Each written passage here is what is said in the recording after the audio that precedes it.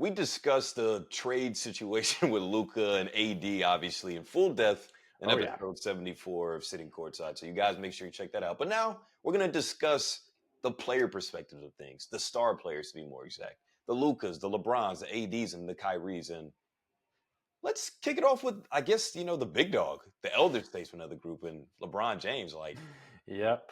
how should he feel about this trade, this move specifically? Just what are his emotions? What do you think his emotions should be like, his mood?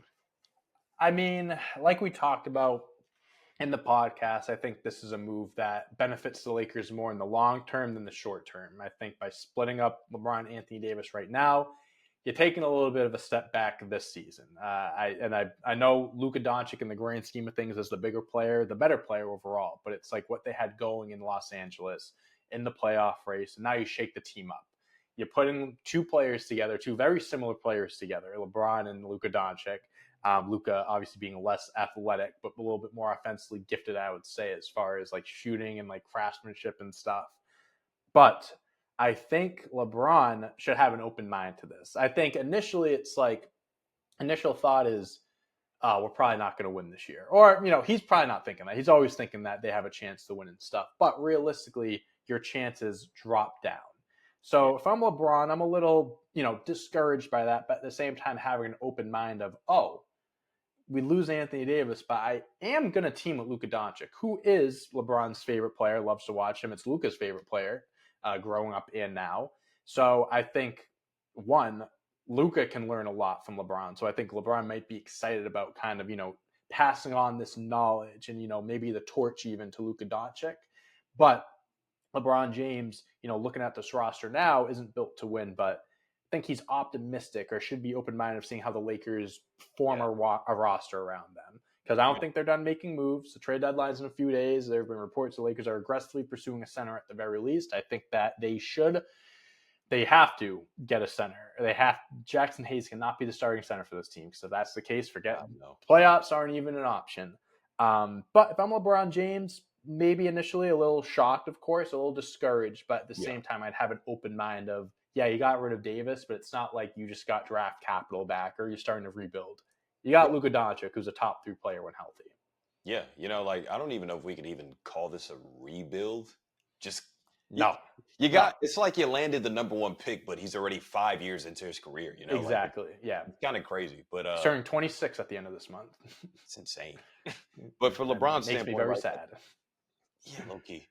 I agree with you though. I think it's pretty obvious to me that LeBron should stick around to some degree now. Where I get the first initial reactions like, "Oh, LeBron got to jump to go to Golden State, or he's got to get out of there and go chase Michael Jordan's ghost, try to get another championship, beat Kobe out, tie Kobe, tie Tim, do all the legacy chasing stuff." Right. But he's said it so many times already that he has nothing left to prove. And if he doesn't win, and he loves LA. And he loves wants to finish in LA on the team now. Exactly.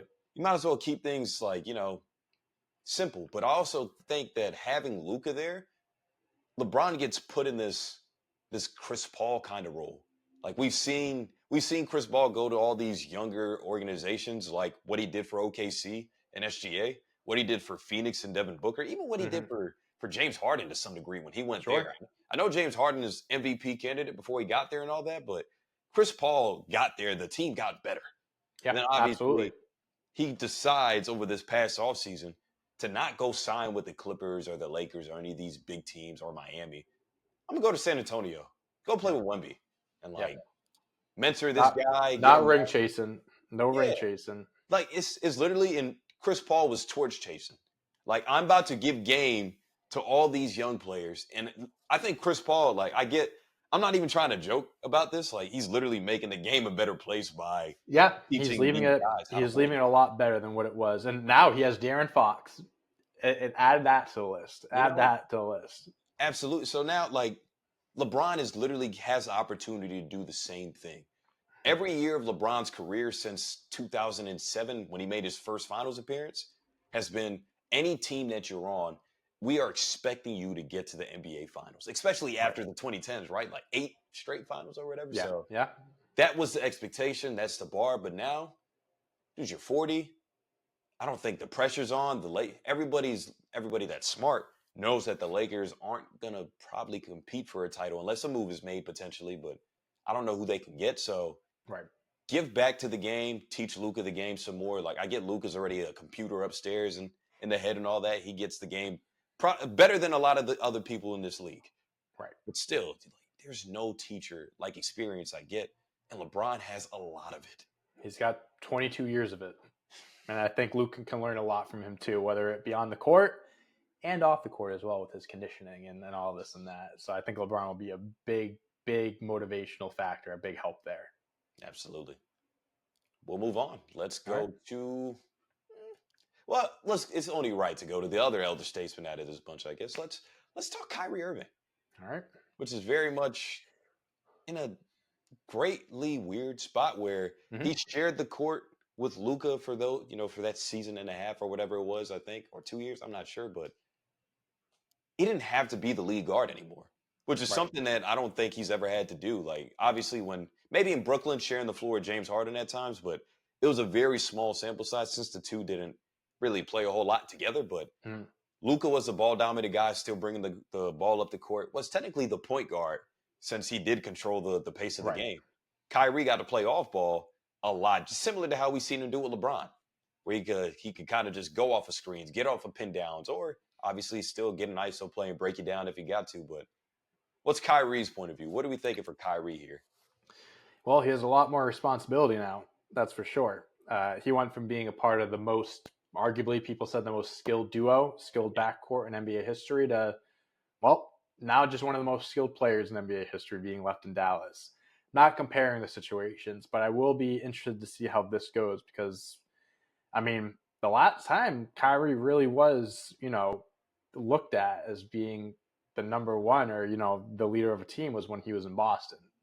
We all know how that worked out. Granted, again, different situations. That's why I don't want to compare it. Different situations, More but mature, no now distraction. we're 5-6 years later. Kyrie obviously is more mature, like you said, has experienced more, has been in different situations since then, where I think he'll take it head on and he'll do a great job. I think he'll succeed as being the new, like, he's the number one option. Anthony Davis, I don't think is the number one option. I think it could be a 1A, 1B, but I think the offense now is more well-rounded. I think the offense went through Luka before, and now, you have more mouths to feed now. The ball isn't going to be, It doesn't glued to stick. Luka. It doesn't Yeah. stick with Luka.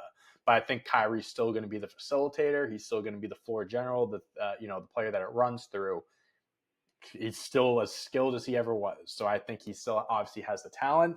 Again, he's more mature now, so I think he has the mentality to potentially lead.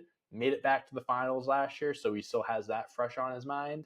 And again, Kyrie and Anthony Davis, we mentioned on the podcast, I think they're going to be a great duo. They focus on the short term here and who they have on their roster.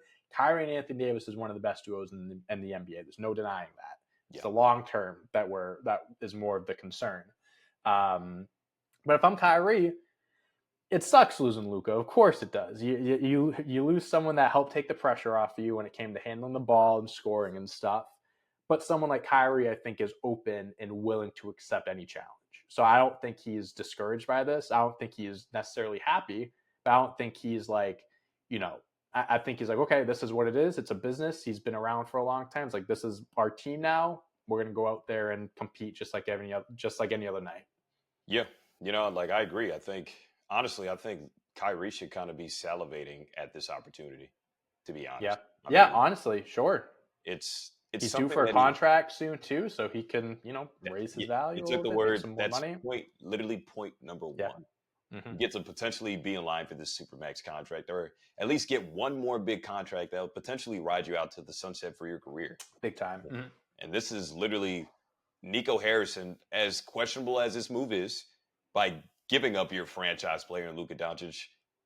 That means he has a ton of faith in Yeah, Kyrie Irving, who had absolutely. all these character issues and all that. And, Nico Harrison, shout out to him for deciding to make the trade for Kyrie to where nobody else really wanted. The asking price was not high from the Brooklyn Nets to go get him. And, he Hey, made say what it. you want about his trades and everything, but he's got a huge set. He's got a Hey, huge set of balls. the thing is, man, like with GMs, it's all about everybody has wins, everybody has losses as well.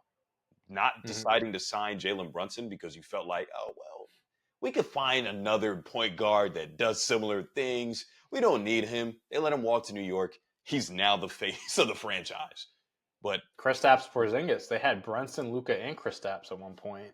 all three guys, and he let But all three get I'll out. tell you what, Nico Harrison's track record is not that great. I'll be completely honest with It's you. not As of that great. it's on paper right now, it's not great. After this Luka thing, that's what definitely stamps it. But if we would have had this conversation last year, oh, you got Kyrie Irving and you managed to get to the NBA Finals, Right, trading for PJ Washington, Daniel Gafford, like it might not be stellar. He's probably has more losses, especially after the Luka deal, but the wins are there because after whiffing out on Brunson, he does get Kyrie.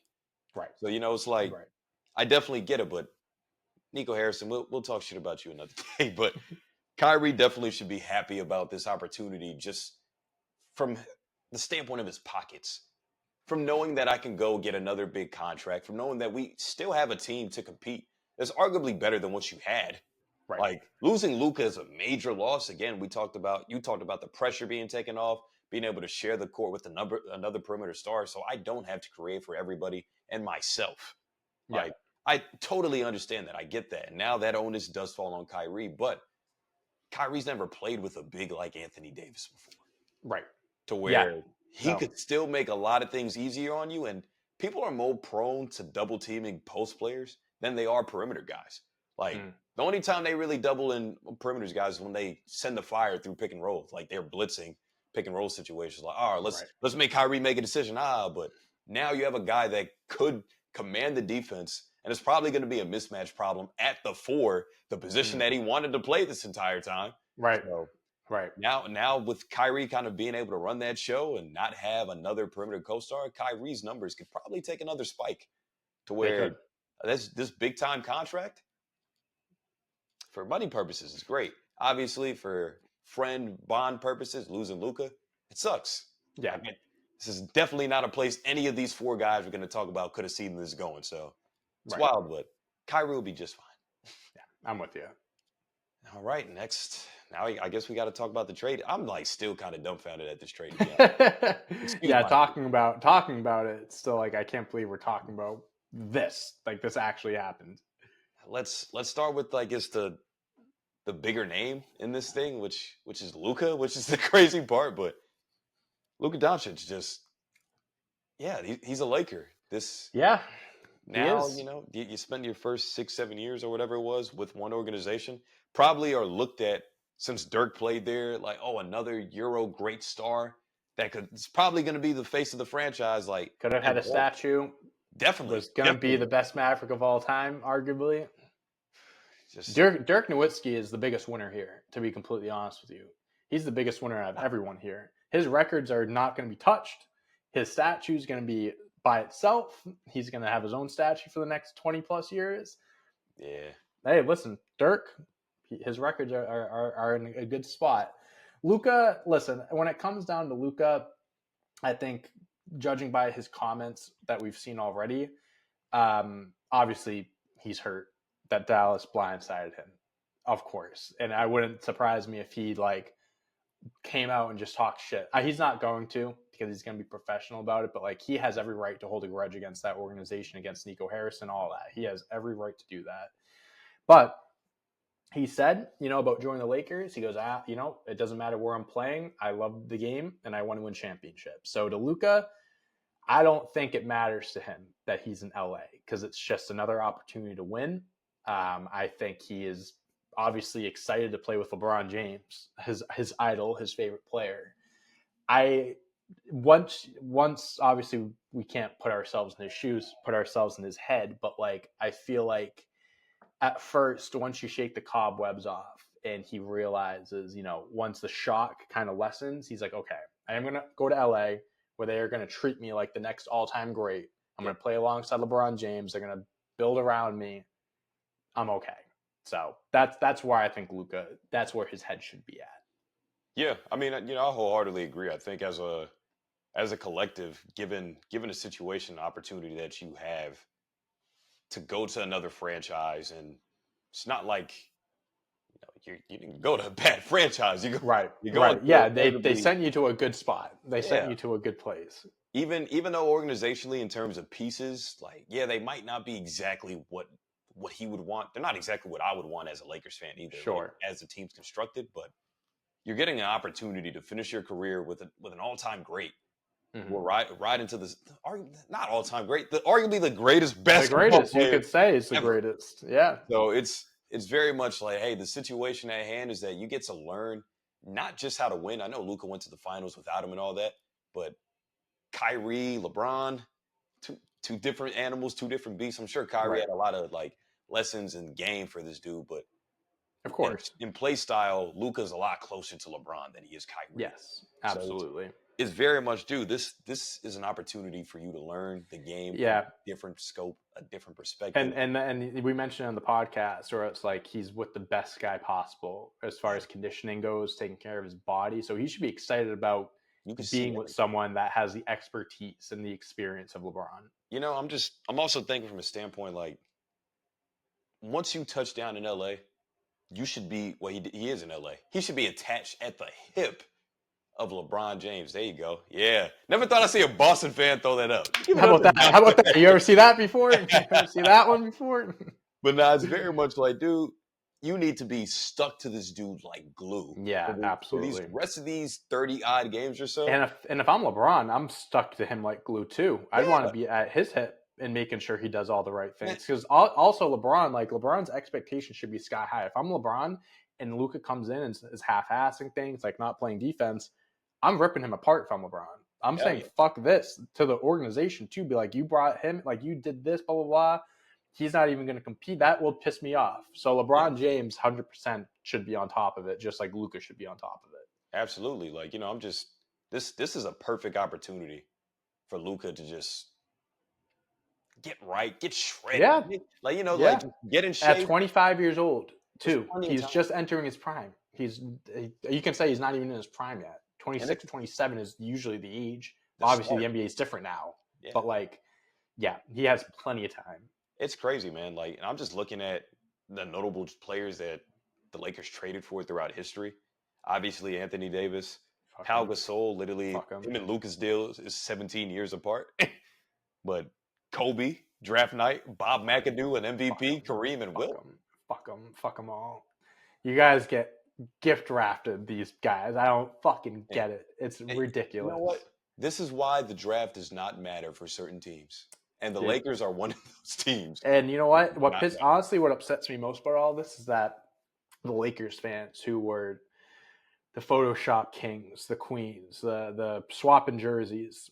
yeah. That just added fuel to the fucking fire to them. Because if they can get Luka Doncic in that jersey, You can get I've been anything. seeing Wembanyama in Lakers jerseys, and I've wanted to throw up. But at this point, what makes you think that they're not right to think that if you're getting a Luka Doncic and do it? Oh my god! Hey, man, just think about it too. Like, we still got to get to the Anthony Davis of this, and we will. But Dwight Howard playing for the Lakers at some point.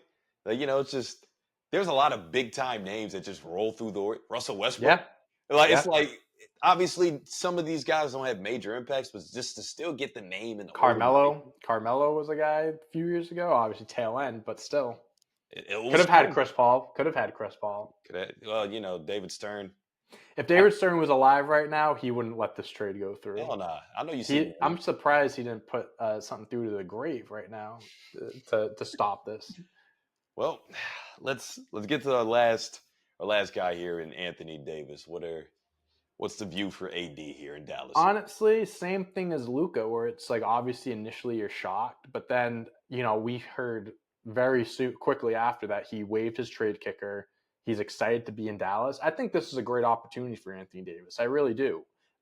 Obviously, you're leaving LeBron, and that sucks. Like you're playing with, again, arguably the greatest player of all time, but you're going to a team that is deeper than the Lakers, a team that has big men, which is something that you've wanted, and you're still playing with Kyrie Irving and Klay Thompson, two future Hall of Famers. So it's not like And this NBA is champions. NBA champions, exactly. So I think Anthony Davis is in a good spot. I think he's in a better spot in Dallas than in Lakers because we mentioned on the podcast. I think the Mavericks are more likely to make a playoff run than the Lakers. I think right now, as it stands, the Mavericks roster is better than the Lakers. Again, this is before the Lakers potentially make any more trades. Like right now, the Mavericks can go further in the playoffs than the Lakers. So if I'm Davis, it's like, hey man, if he was getting traded, they could have traded him to a shitty team, but they didn't. They traded him to Dallas, and he's going to be well off. It's like when, not comparing it, but like similar, because I've been seeing it come on the timeline. Like when the Celtics traded Isaiah Thomas years ago, it's like, oh, so shitty. They shocked him out of nowhere. That's true, but we sent him to the Cavaliers with LeBron James. We could have sent him anywhere, but we sent him to Cleveland. So it's like they took Anthony Davis, they traded him. That sucks, but they sent him to a good place. So if I'm Davis, I'm sucks. The whole moving aspect and the personal He just stuff bought a sucks. mansion in Bel Air. Yeah, see, that's what sucks, and that's the shit that like you can't, it's hard to get over that stuff, right? The personal shit. But on the court, Davis should be okay. He should be content with where he is. Yeah, nah, I agree, man. I think it's hard to it was hard to envision this trade to happen in general, obviously. Mm-hmm. And for Anthony Davis, who I just mentioned, just bought a mansion in LA, something new, because he's definitely thinking that I'm about to be the face of this thing. Like Yeah, once LeBron's gone, I'm gonna be the guy. I doubt that I'll sign anywhere else. Like, figure it out. I'll get my supermax money or whatever it could have been. But like you said, on the court, everything makes sense. Like the Lakers gave you exactly what you wanted. They sent you to a team without even requesting one of the centers to yeah, replace you, like for what they're losing. They left both of them over there for you. yeah. Derek Lively, Daniel Gafford, good stable of centers right there, letting you play the four. And you ended up in a deeper situation. Like, I don't think they were the better team, given like where they are in the standings right now. But now that they have you there instead of Luka, who hasn't played in a little while anyway, like you're golden. Like you're in a Yeah. perfect position, just like Kyrie, I think, to prove that, yo, I'm one of the better centers in the league still. Like you could say he's number We two, talked. arguably, behind you. Yeah. I talked about this chip on the shoulder of Luka Doncic and like how him getting traded motivates him. Who says it AD, doesn't do the same same goal. thing to AD? Yeah. Exactly. So yeah, I think that team's going to be solid. I think that they're deep. They got the depth of the big men, and now without Luka, the ball isn't glued to one guy. Yeah. Losing Luka again, I think the Mavs lost this trade in the long run, but now they can play more of like a team-oriented basketball. You And know, Kyrie Davis is going to be a phenomenal duo. I think it's important to note, like, we're all going to say the same thing. Oh, the Mavs got fleeced. Like, in 5 years, they're not going to be this good. Like, or blah, blah, Mm-hmm. blah. We live in the present. And right We now, the don't know. Mavs, We don't know what the future holds. we don't. And then right now, at this current point in time of this recording, the Mavs have the better team on roster and could very well go to the Western Conference Finals again. And Mm-hmm. could potentially go to the NBA Finals Right. again. Like, that's how good I feel like the Mavs could be. And plus, Absolutely. you mentioned the chip on their shoulders on both Luka and AD. I think AD has even more reason to. This is definitely a move that just stifled him to the point where, like, I just could imagine. Again, I said on the podcast, I talked to him last Monday whenever they came to Charlotte. And I was asking him questions like, how is it to be in the zone, like in a zone like this? He was like, yo, when you have a guy like LeBron and all these guys, like you can tell the team camaraderie was just high. It's like, dude, you don't get Yeah. any sense and vibe that something like this could happen. Yeah. Like maybe Yeah. we For don't sure. consider AD untradeable. We didn't consider him an untradeable asset, but he was pretty damn close to it where the Lakers have their star and they need to keep him because LeBron's going to be gone in 3 years. Right. So AD's in a perfect situation, man. Like He really is. I think it's great. I think it's great for everybody involved. Like I think everybody got what they wanted because I think there was friction between AD and management with the whole going to Shams interview and I want a center. And for Luka, oh, you want me to stay in shape or I'm too fat or taking my beer away like from a grown man, like Shams was on Get Up, and he said that basically that the Mavs are betting against right here. The Mavericks are making a bet against his body, his ability to be in shape, yeah, on him potentially severely declining. And I'm told that there has been some level of friction between Luka Doncic and the team's medical performance. And apparently, another report coming out is the original trade also included Dalton Connect and multiple first round picks, but Rob Pelinka was able to convince the Mavs that Luka's a bigger risk, including his weight and apparently drinking problem. Don't know much about that, but that is something that I'm reading on my timeline right now. So Yeah, man. as time goes on, we're going to hear more and more things that come out. Obviously, I'm sure Luka will have his time to, his moment in the sun to kind of, say what he has to say to the media and whatever. But very interesting stuff, Jerry. Yeah, nah, for sure, man. You guys let us know in the comments who you think is most impacted by this move from this big team trade, or even if you just think it's Utah. Like, because Utah was involved. Can I add one more thing in really quick before we end here? You sure can. If Utah Jazz win the draft lottery this year, the NBA is rigged. The NBA is 100% rigged because the NBA is going to reward Utah for facilitating this trade. I'm putting that out there right now, Monday, February 3rd at 12:08. If the Utah Jazz get the number 1 pick and get Cooper Flag, the NBA is rigged and this trade was set up.